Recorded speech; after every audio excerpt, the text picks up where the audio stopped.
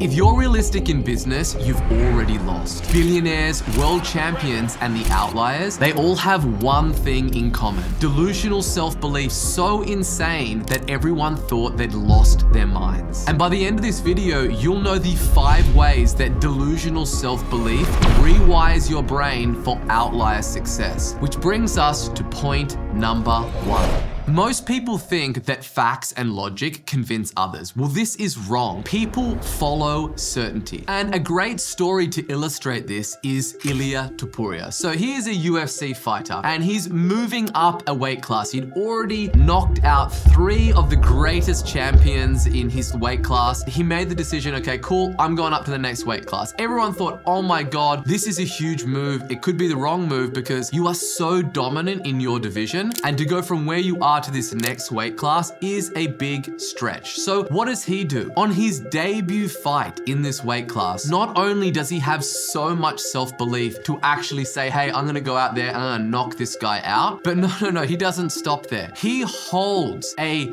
photo shoot, right? And he has both belts. He's wearing both belts. He brings his wife in, his family. Then he basically has like a press conference where he releases those photos, like congratulating himself that he had already gone out there and won those 2 belts. And if that wasn't enough, then he organizes a dinner to celebrate his win with his closest family of friends. This is before the fight, like 3 or 4 nights before he's actually gonna go and do the fight against a guy who is a dangerous individual, Charles Oliveira. And he goes into that fight with so much conviction and so much belief. I've never seen anybody do that. Everybody knew that Conor McGregor was a great shit talker. Ilia just took it to a whole nother level by having such insane self-belief that he has the courage to announce to the entire world that he had already won the belt, entering into the cage with someone that was already a very, very dangerous individual. And you can see that belief rubbed off all over himself when he's walking out to the cage and he's got this big smile on his face, this big grin. And what do you know? He steps in there and he knocks this guy out within the first round in exactly the fashion that he said that he was going to do it in. And so people said to him, like,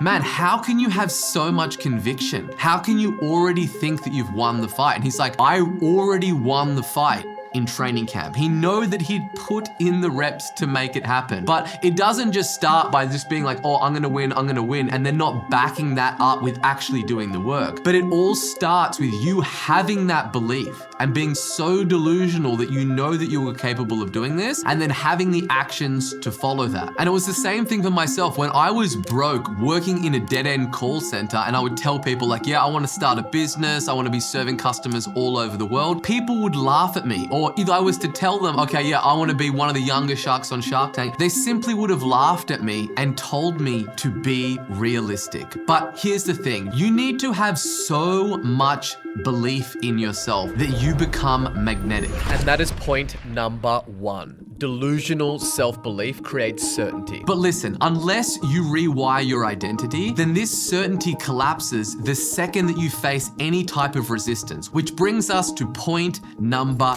2. Willpower doesn't work long-term. Your self-image always drags you back. If you're always looking for motivation and for willpower to be the thing that just dawns on you for you to go out there and get after it, you're gonna be living a very difficult life. You wanna be in a place where you don't need to constantly carrot and stick yourself about waiting for willpower, but you want to rewire your brain by having this self-delusion. Take for instance Conor McGregor, right? The dude was broke and on welfare, and his, girlfriend was supporting him. And he would speak into his mind. He knew that he would be raising the belt, and he saw it so clearly in his mind that he had already achieved it. He was working a dead-end plumbing job in absolute freezing cold Ireland, but he had so much belief in himself. And then when he eventually broke out onto the UFC, no one had ever seen any kind of conviction around themselves like that. Like, this guy was already speaking from his first fight like he was a world champion.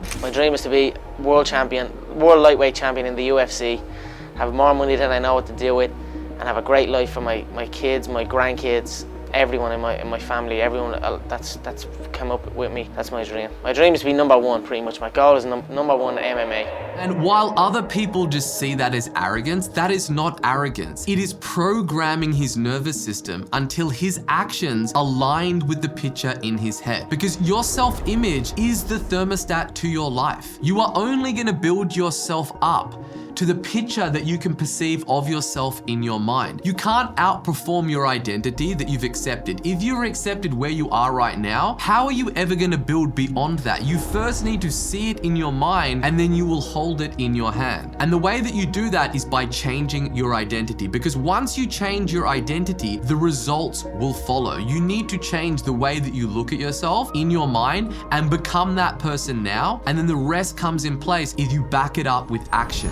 And that is point number 2. Delusional self-belief rewires your identity. But even a strong identity won't save you if you let outside noise control your reality, which brings us to point number 3. Most people collapse when doubters or critics appear. But the true visionaries, they don't even hear them. They don't even allow them to occupy any space in their mind. Take Steve Jobs, for example. He distorted reality when they launched the iPhone. Or Elon Musk, he ignored ridicule about reusable rockets. Or Bezos, when he looked insane for promising the everything store online when nothing was even being sold at that point online. Because having locked in belief, it makes you immune to critics. Your conviction around the belief that you have around your idea, it simply silences all the naysayers out there. And that's what it is that you need, because there are going to be so many people that tell you why your idea won't work. When you believe it down into the marrow of your bones, then that stuff is just noise. It's literally just background. Because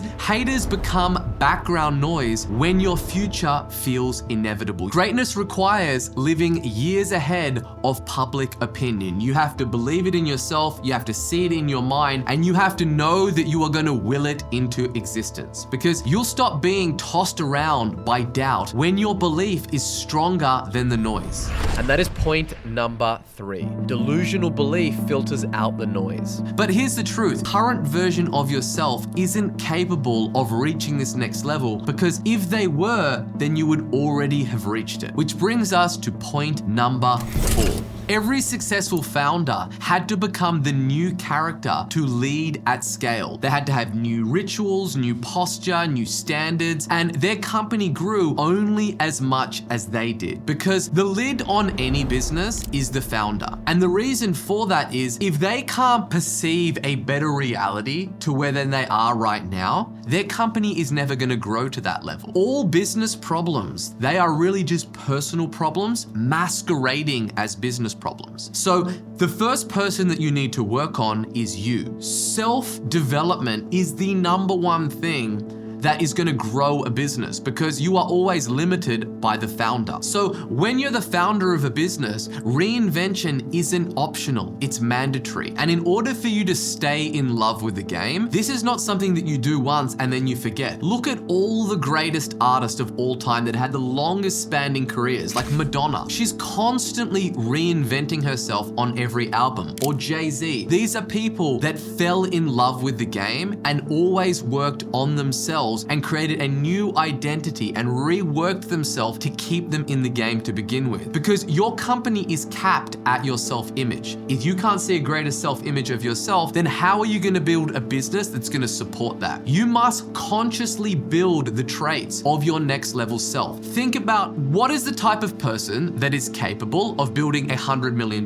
business. What are their traits? What time do they wake up? When do they go to bed? What do they spend their days on? What is it that they outsource? How do they show up as a leader? And then you need to embody those traits and those habits and those characteristics now to then become that person. You don't become that person and then adopt those traits. That's not the way that it works. You first need to act as if now, and then that character will develop and will show up. And that is point number 4. Self-invention, aka you 2.0. But even reinvention won't stick unless you learn how to mess with reality itself, which brings us to point number 5.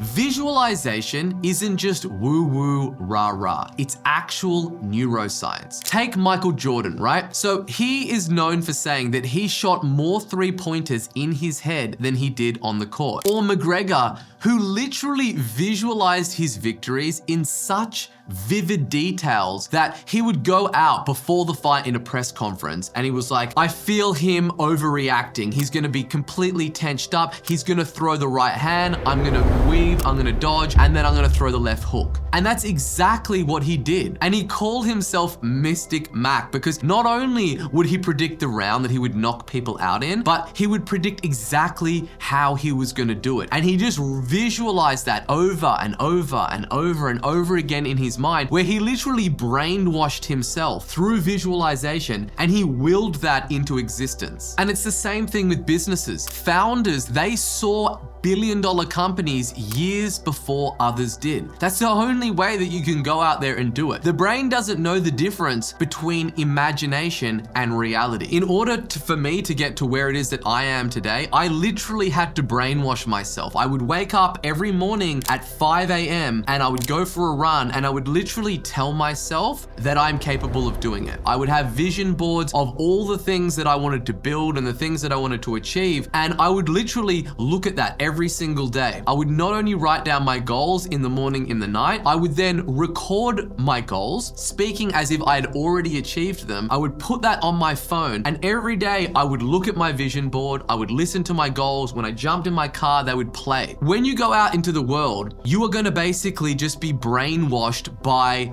everyday society and looking at all the normal things around you and what everybody's doing. Everything normal is wrong. So instead, I wanted to control my environment and brainwash myself and indoctrinate myself with everything that I wanted to go out there and achieve. And I wanted to visualize and speak about it as if I'd already done it. And that is the hack. I printed out my vision boards, I laminated them, I put them in my shower, I put them in my bathroom. Everywhere that I went, I would see these things. The crazy thing is that I do this process every year, every 2 years, and I still have all of my old vision boards, and every single thing on those things I have achieved. And at the time, they felt so outlandish and so wild. And it's freaky at how much you can achieve by just getting very, very clear on what that outcome looks like. Very, very clearly, down to the absolute intricate details, because that's what no people will do. They'll be like, I want a better life. I want to make more money. I ask them,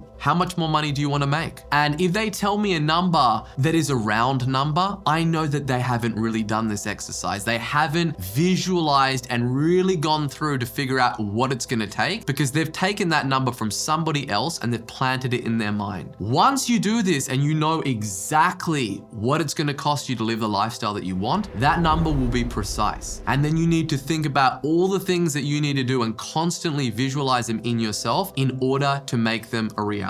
Because you don't wait for reality. You need to rehearse it until that reality has absolutely no choice but to catch up. And that is point number 5, messing with the fabric of reality. And if you liked this video, you are absolutely gonna love this one I put together on how to brainwash yourself to make millions. Stay dangerous, take action, and I'll see you on the other side.